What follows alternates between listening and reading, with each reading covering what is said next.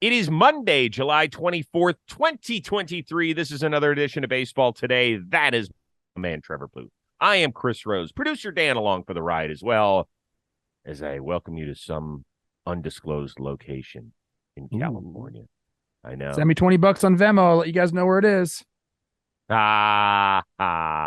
This was the most un-Rose thing ever. Michelle was like, okay, I want you to hear me out before you get mad. But we have some friends, two couples. They want to go away for. This was like, usually I need a good month in advance to process everything emotionally. But we decided, we did it like in less than 48 hours, booked a great place. We're down here. It's gorgeous. Unfortunately, I have to leave a little earlier than Michelle, but that's okay. That's the working world. I love that you did that. Being spontaneous is the key to a long-lasting relationship, as you well know. Right. I also had a very spontaneous weekend that I don't really want to get into just yet, but I'll tell you later. So snaps for us for being spontaneous. Right. And snaps, not to mention in Omaha tip of the cap. Well, I like Thanks for that. the lid, by the way. Thing's awesome. To Bryce Harper. First time he ever played first base in the show against my Cleveland Guardians, and dude goes into a camera well with no padding, basically. I mean, come on, dude, right? Unreal. He looks good over there, and, you know, that's kind of what you expect from a guy that plays the game the way he does. He did. No, like camera well, no padding, no fence. Who cares? I'm getting that ball. I love that. Look at that. He knew exactly what was going to happen once he went up there. He's like, my legs are gone. I'm going to fall. But that's who Bryce is, man. Yeah, he actually made a couple of really nice plays this weekend. He did. Solid. What it'll allow is to make a trade. If they want to, they can get Schwarber off his feet in the outfield, go get an outfielder that could help him, maybe. Yes. And your Cleveland Guardians were this close to the sweep, C. Rose. I know. That's what I was texting you about. Yeah, I know, but I was a few in at the pool. I was watching that game, and Jimenez hits into the double play instead of letting Miles Straw steal the base. Then Fry hits the homer. Would have been a walk-up instead of tying the game. Then you get beaten extras, and that's how you're in second place in the AL Central. Okay, let's move on. Some crazy shit happened this weekend. Which playoff contender showed you the most over the last 3 days? Which one left you wanting more, where you're like, come on, let's pick it up a little bit? We'll go good, bad. Okay, we're going to talk about a few teams who I really love. I mean, I'm in love with them for different reasons. First, we're going to talk about my Minnesota Twins on the good side. Mm-hmm. They take care of business. They've been playing really well since the All-Star break. They went, I believe, 6-2 on the road trip. Now sweeping the White Sox. That puts them at 9-2 over the last 11. And they had to do it in comeback fashion in the last game. They handled business first two games. They get Buck back hitting in the first game, 2 homers. He had an 0 for 26 little run there to start the second half. Last game, they score 3 runs in the 9th to come back. Then they win it in extras. You got to beat the White Sox. At this point, the White Sox are just not a good team. You have to beat the White Sox. You have to keep going. And they did that. And offensively, when the Twins have scored more than 4 runs, Chris, 4 or more, excuse me, they're 41-12. 41-12. So, like, the offense is kind of coming alive right now. But to win that last game, come back the way they did, was really impressive to me. So I'll say that is who got to me the most. For me, I know we spent a lot of time talking about this series both Thursday and Friday, but I'm going to continue on with what the Baltimore Orioles did this weekend in Tampa. Let's remember, at the beginning of this month, they were 6.5 back of the Rays. Now, because the teams have gone in opposite directions, they have a 2-game lead in that really tough AL East. The thing I loved most was that all these games were highly competitive. And this is what you're going to see in the playoffs. It's this type of ball. You're not winning a lot of playoff games 8-1. It just doesn't feel like that happens a whole lot. So the fact that they can continue to, even if they blow a lead, rebound, be okay, turn the ball over to that dominant bullpen, they're going to be just fine. They won both 1-run games. They won a 2-run game. They lost a 3-0 game in this series. They're awesome. And Ryan O'Hearn, good for you, dude. I know that he doesn't qualify among league leaders and stuff like that. He does lead the Orioles in terms of team OPS. He's at almost 900 when his career has been just a smidge over 700. I like it when dudes find it a little bit later in their career. I think that's kind of a cool story. I love it. They look good. A bunch of guys stepped up. Gunnar Henderson had a really good series, and the Rays, I believe, are 4-14 this month, which is just crazy to think about. You asked me that question, Heroes. Would the Orioles ever catch the Rays? And I don't remember what I said. Well, I think what we asked was, will the Rays ever relinquish the lead in the AL East? And we both agreed that no, but if somebody took it from them, that it'd be the Orioles. So here we are. That's not a great answer. We can't do that. You don't allow me to give caveats like that. No. I think I think that's a fair answer. All right, let's do the bad one pretty quickly here because we got a lot to get through. Bad one would be the San Francisco Giants, who got swept by the Nationals, and the offensive output has just not been there. Cincinnati, two runs scored in a loss. They've lost 5 in a row now in those losses. 2 runs scored, 1 run scored, 3 runs scored, 1 run scored, 1 run scored. So that's, to me, you can't be doing that. Or else you're going to go on an L5 streak like they're at. And like they don't have a lot of wiggle room, essentially. Like you can't afford those types of losing streaks. Right now, they are still in a wild card spot, but there is Philly nipping at your heels. Now, Miami's going that way too. They're still a half game back, but they're headed down. It's going to be tightly contested in the NL wild card spot. Can't be having those L5s. Well, do you know which team in the National League had the second best record at the break in that league behind the Atlanta Braves? The Reds? That was the Miami Marlins. Oh, okay. They finally snapped their 8-game skid yesterday. They got their first win since returning from recess, and just barely. But the downer weekend continued at home against Colorado, one of the worst teams around there. They had a 3-0 lead in a game where Johnny Cueto pitched beautifully. Nolan Jones ends up tying it. Rockies ended up winning it by a run. Now, it's interesting, but Craig Mish, who covers the team, put out a tweet, and he said, listen, I don't know if it's coincidental, and I'm paraphrasing here, but he essentially said ever since they sent down Yuri Perez to kind of limit his innings right before the break, remember when that happened? Yes, I do. This team has gone to shit. So I don't know if you're screwing with the baseball gods or if there's something bigger here or if this team just kind of turned into what many of us thought they'd be in the beginning of the season, which was a so-so team. You know, I remember when we did the live Talking Baseball at the All-Star game in Seattle, somebody asked us a question about predicting the wild card teams from the National League. And I didn't put Miami in that group. And everybody said, well, what about the Marlins? They got the second best record. I was like, I mean, still got 75 games to go. And here we are. And they're on the outside looking in. With a team that's offensively challenged like the Marlins, they're prone to those streaks. I just talked about the Giants. You can't do that because they're a better offense. Like they have up and down their lineup good hitters that, you know, produce at above average rates. The Marlins necessarily don't have that. So they are prone to these losing streaks. And that's probably why that you said they might not be in the NL wild card because of that. And they're showing it right here.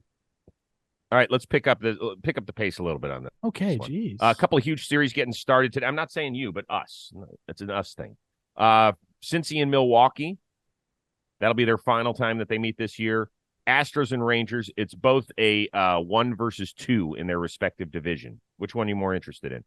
I like the NL, the Milwaukee versus Cincinnati. I think that's a great one. They just played. Milwaukee took 2 out of 3 from them. Milwaukee's up a half of a game right now. So I know it's the last time they're playing, which kind of stinks, to be honest with you. You wish this was more towards the end of the year.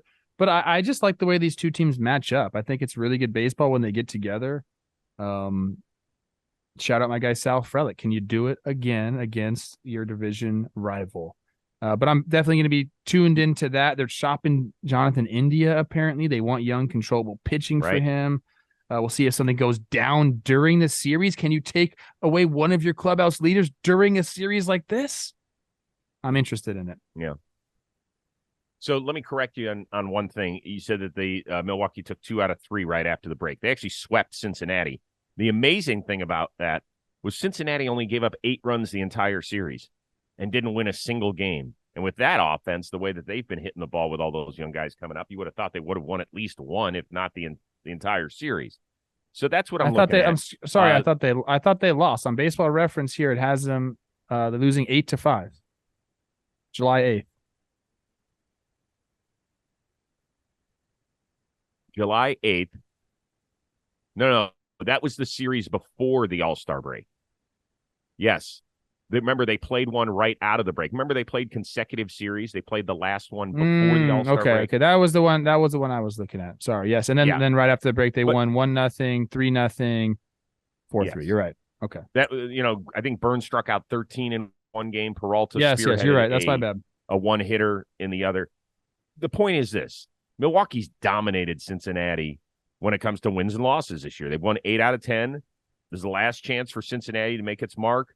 You mentioned the Jonathan India stuff. Frelick, awesome in his debut, 3 for 3, a couple of fantastic catches against the wall. So there's a lot going on here. The Houston thing is going to be interesting. There's no Eovaldi. They're pushing him back. They're trying to get him a little extra rest. Sounds like Jordan might be back at the big league level here soon. Altuve continues to work out on the field. This has gotten real interesting. That is a 3-game lead. Still with several months to go in the season. So there you go. Okay.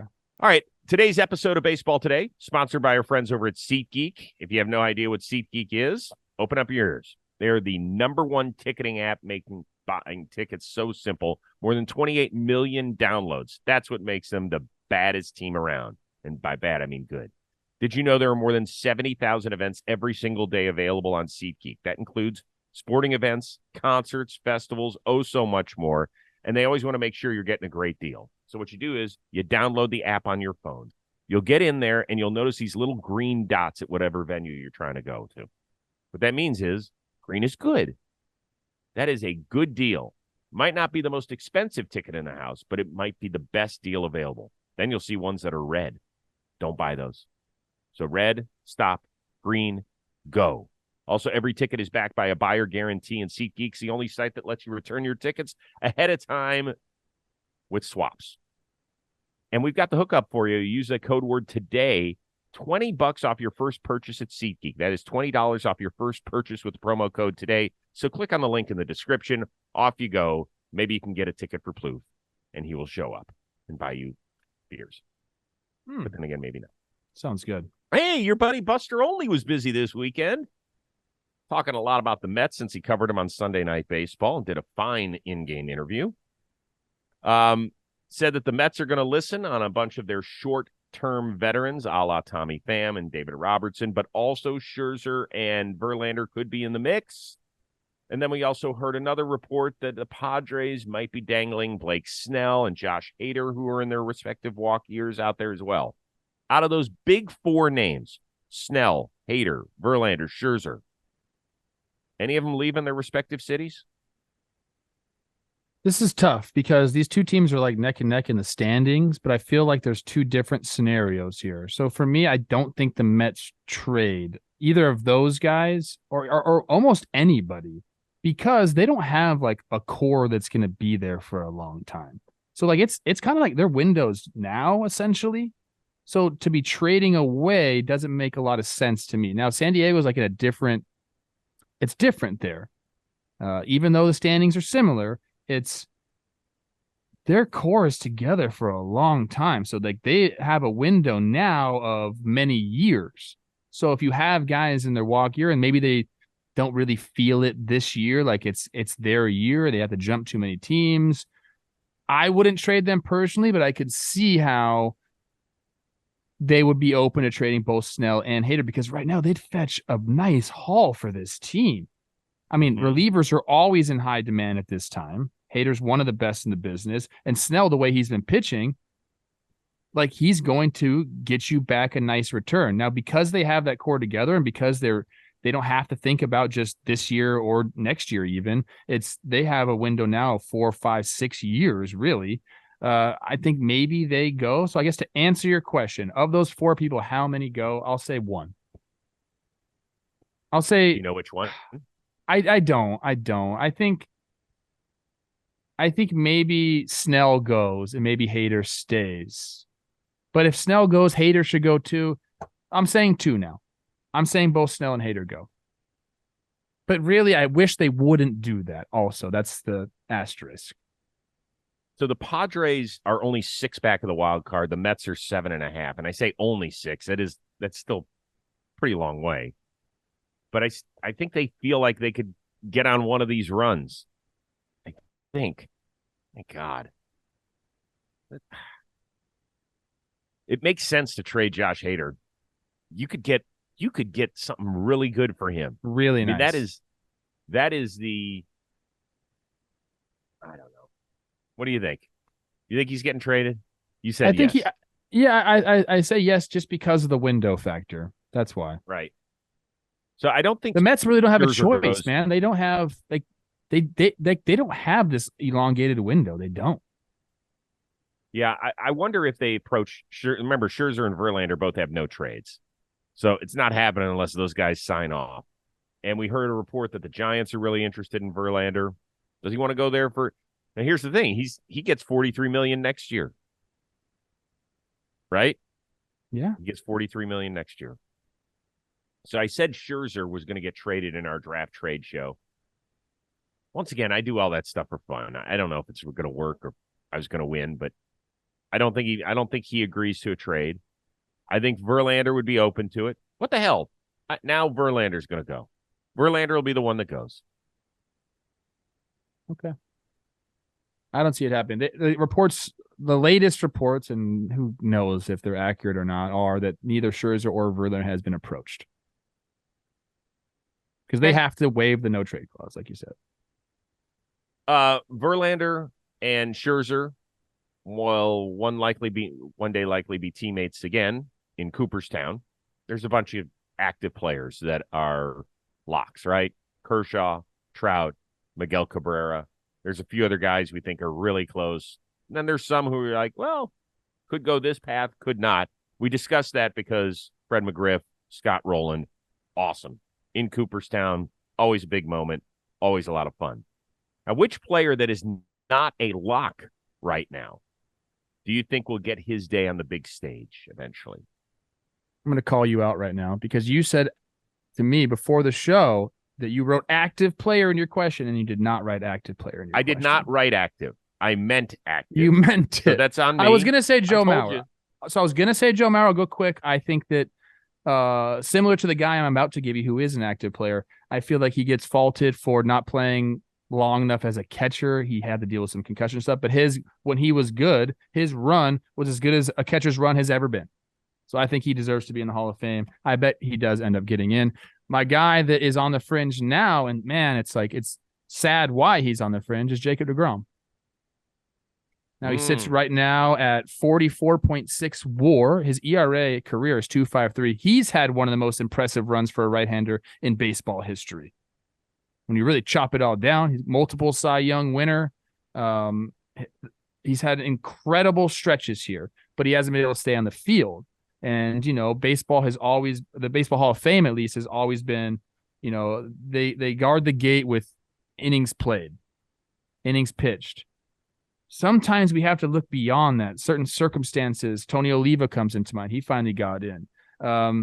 Sometimes you have to look beyond that. I think Jacob deGrom, you can't really tell the history of the game without talking about one of the most electric pitchers of our generation. So he doesn't have the longevity yet, I guess, because of the injuries that he's had. He doesn't have maybe some of the counting stats, if you will. I'm looking right now. How many wins does he have?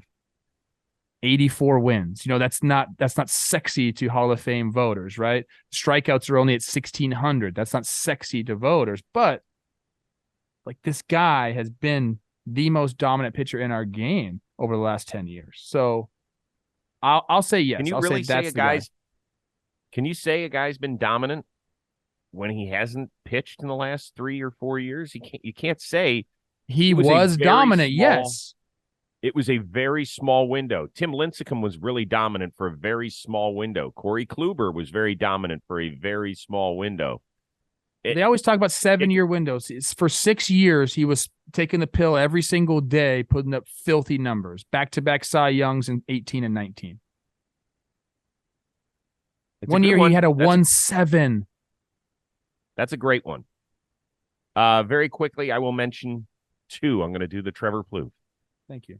Kenley Jansen, I know we talked about it when he got his 400 save earlier this year. I do believe that he gets in. He's not a, tip of the tongue Hall of Famer, right? Where it just rolls right off and you're like, oh, surefire, particularly because the Hall hasn't been uber kind to every save artist. 400 saves doesn't definitely get you in. By the time he's done, though, with his Boston contract, he could be number 4 in saves all time. Also a 159 ERA plus. It's pretty good.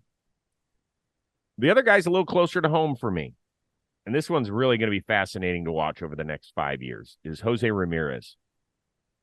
He is on an offensive trajectory very much the way that Scott Rowland was. OPS is nearly identical. He's already got more than 200 homers. He's only 30. He's got more than 1,200 hits. He's a great base runner. Now, the difference is he does not have anything close to Scott Rowland's defense, and that's going to be a problem. But what he does have already is 4 top 6 and 3 top 4 MVP finishes. And they do look at that.